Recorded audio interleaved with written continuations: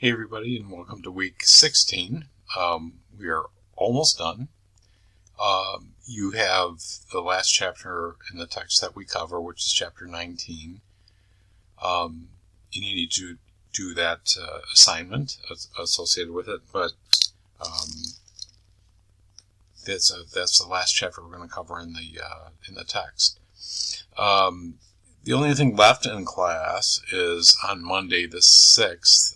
If you want to take the optional test number 4, you have to finish that by Monday the 6th at 11:59. That covers chapters 16, 17, and 19.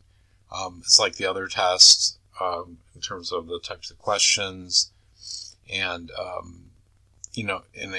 I guess the way to look at it is it's extra credit, so you can only add points to your total. You can't, there's no denominator attached to it, so it's literally just bonus points added to your final grade. And that's 10 points available, which is basically a whole letter grade, given our grading format. So absolutely take it. You don't have much to lose, and it can only help your grade out. And so that's about it. Let's talk about Chapter 19 really quickly.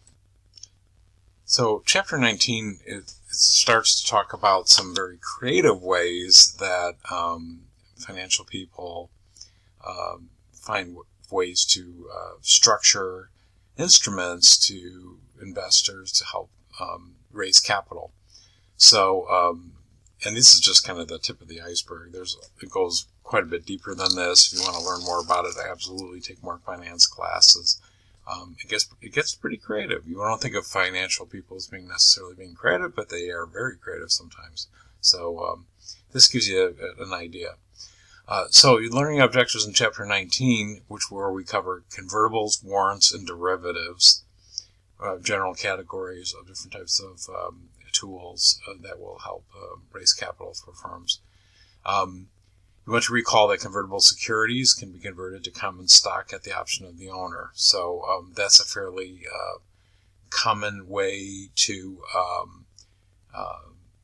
take securities that are otherwise guaranteed and then convert it to common stock.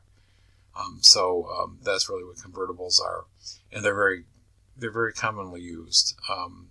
You also want to recognize that securities are converted to common stock may move with the value of the common stock. So all these factors, now we're talking about additional factors that come into play into determining the value of what the security is all about.